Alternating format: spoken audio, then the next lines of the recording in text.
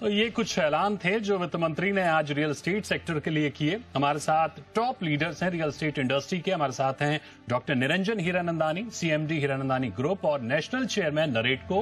हमारे साथ बोमन ईरानी, सीएमडी रुस्तम जी ग्रुप और प्रेसिडेंट क्रेडाई नेशनल भी जुड़ेंगे।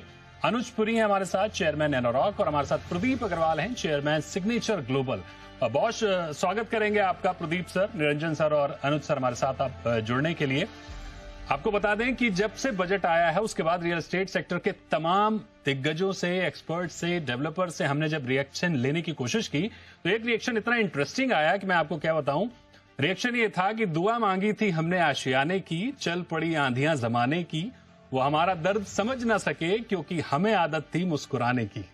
तो ये बड़ा इंटरेस्टिंग था, तो मैंने कहा ये आपके साथ शेयर करूं मैं। प्रदीप सर, आपका रिएक्शन।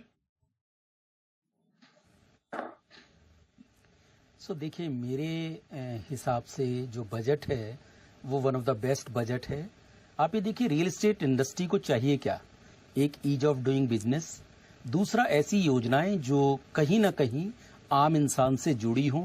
और आज इस बजट के अंदर जो 1 करोड़ घर अर्बन एरियाज के लिए जो दिए गए, मुझे लगता है वो कहीं ना कहीं एक पूरा का पूरा टर्निंग पॉइंट बनेगा for the real estate industry. आप ये देखिए कि अगर अगले 5 साल में लगभग 2,20,000 करोड़ रुपए गवर्नमेंट इन्फ्यूज करेगी, जो बेनिफिट देगी मिडिल क्लास और लोअर मिडिल क्लास के लिए, इससे ज्यादा बेहतर मुझे नहीं लगता कुछ और हो सकता था।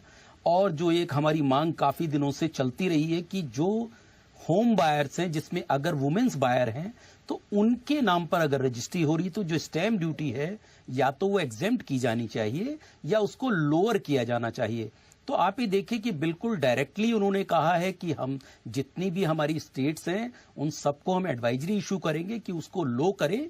और इसका मतलब ये है कि कम से कम जो रूलिंग पार्टी है उसके जो रूलिंग स्टेट्स हैं उनमें तो ये कंफर्म होने वाला है, जिसके अंदर यूपी, हरियाणा और मुंबई, जिस महाराष्ट्र, ये जो स्टेट आते हैं। आप ये कह सकते हैं बजट में कुछ चीजें ऐसी हैं जो शायद एक्सपेक्टेशन से थोड़ी कम हो सकती हैं, वो भी कुछ टाइम में सेटल आउट हो जाएंगी। लेकिन बड़े एस्पेक्ट में देखें तो मुझे लगता है कहीं ना कहीं एक बड़े पिक्चर में इसको जो 2047 का मिशन है विकसित भारत का, उसको नजरिए में रख के लिया गया है। और मैं बहुत ऑप्टिमिस्टिक हूं, मुझे लगता है रियल एस्टेट इंडस्ट्री जो है उसको एक यहां से नई ऊंचाई मिलने वाली। प्रदीप सर, आपसे समझना चाहेंगे, क्योंकि जैसा कि हम देख रहे हैं कि पूरा फोकस अफोर्डेबल पे ही, हर बार हम देखते हैं कि अफोर्डेबल सेगमेंट को लेकर वित्त मंत्री, पूरी सरकार काफी एक्टिव रहती है और ऐलान भी देखने को मिलते हैं। लेकिन अफोर्डेबल हाउसिंग की जो बिक्री है वो लगातार, अनुज सर इसको और डिटेल में बताएंगे, कि लगातार कम होती जा रही है। हम चाहे सालाना दर पर देखें या हम मंथली महीने के आधार पर देखें तो लगातार गिरती जा रही है बिक्री। ऐसे में आपका, जैसा कि हमने जिक्र किया, निरंजन सर ने भी बताया, डिमांड तो बहुत है लेकिन इंटरेस्ट डेवलपर का कम होता जा रहा है।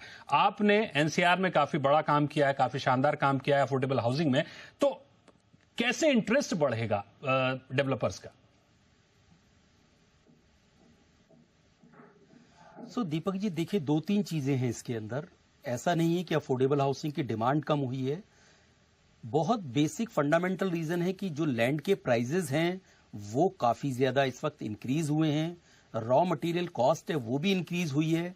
और जो अफोर्डेबल हाउसिंग का जो क्राइटेरिया है उसके अंदर जो 45 लाख रुपए तक घर देना है, वो मुझे लगता है कहीं ना कहीं वो थोड़ा सा चैलेंज हो गया है डेवलपर्स के लिए। और नो डाउट, क्योंकि लग्जरी सेगमेंट में डिमांड ज्यादा है तो डेवलपर्स का भी उतना रुझान अफोर्डेबल हाउसिंग की तरफ रहा नहीं, तो उससे जो लॉन्चेस हैं वो कम हुए हैं। लेकिन आप आज के बजट में एक चीज अगर नोटिस करें जरा बारीकी से, तो जो लैंड रिफॉर्म की बात की गई है, मुझे लगता है उस लैंड रिफॉर्म को अगर इस तरीके से डाटा को जियो मैपिंग करके पूरा अगर डिजिटलाइज किया जाएगा तो आज बहुत सारे ऐसे लैंड पार्सल्स हैं जो किसी ना किसी प्रॉब्लम्स की वजह से रुके हुए हैं।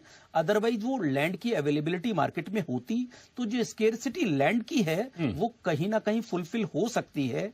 तो ऐसे अगर जो लैंड के रिफॉर्म प्रॉपरली अगर ग्राउंड पर उतरेंगे तो मुझे लगता है लैंड के जो प्राइजेस हैं वो कहीं ना कहीं काबू में आएंगे। एक चीज और अगर आज के बजट में एक देखें, लगभग 14 सिटीज की बात की गई जिसमें 30 लाख से ज्यादा की पॉपुलेशन है। Correct. उन सिटीज को और ज्यादा फैसिलिटी देने की और सारी चीजें उनके साथ ऐड करने की, जिससे और ज्यादा इनहांस हो सके, ज्यादा जॉब पैदा हो सके। जी। तो देखिए ऐसी जितनी भी सिटीज है अर्बन एरियाज में, खास करके मेट्रो सिटीज में वो बनने वाली हैं, तो मुझे लगता है कि एक तो इंफ्रास्ट्रक्चर इसके अंदर बहुत बड़ा रोल प्ले करेगा, अफोर्डेबल हाउसिंग, यानी अगर थोड़ा सा फार भी है सिटी से तो वहां तक पहुंचाने में, और दूसरा ऐसे जो सिटीज बनेंगे उनके अंदर जो रहने वाले सैलरीड क्लास लोग हैं उनसे एक जरूरत पैदा हो सकेगी। Correct. तो मैं इस चीज को ऐसे देख रहा हूं कि मुझे लगता है अफोर्डेबल हाउसिंग का फ्यूचर बहुत ब्राइट है। बस केवल कुछ चीजें हैं जो ग्राउंड के ऊपर गवर्नमेंट को करने की जरूरत है, उसमें आज कहीं ना कहीं उसको इनिशिएट कर दिया है। और ऑफ कोर्स मैंने अफोर्डेबल हाउसिंग को बहुत करीब से देखा है, तो मैं समझ पा रहा हूं कि अगर ये चीजें एक्चुअली में ग्राउंड पे उतरी Correct. तो आने वाले वक्त में बहुत सारे ऐसे प्रोजेक्ट्स आपको अफोर्डेबल हाउसिंग के लॉन्च होते हुए दिखाई देंगे। सबसे अहम बात आपने जो लास्ट लाइन में कही कि उनको ग्राउंड लेवल पर जो काम करने की जरूरत है वो सबसे इंपॉर्टेंट है, क्योंकि इससे पहले भी हमने 100 स्मार्ट सिटीज का जिक्र सुना था। 100 स्मार्ट सिटीज की आज स्थिति क्या है हमने सबने देखी। अंतिम सवाल और बहुत शॉर्ट में मैं चाहूंगा, अगर इस पूरे बजट को रेट करना हो तो 10 में से कितने नंबर देंगे आपकी ओर से?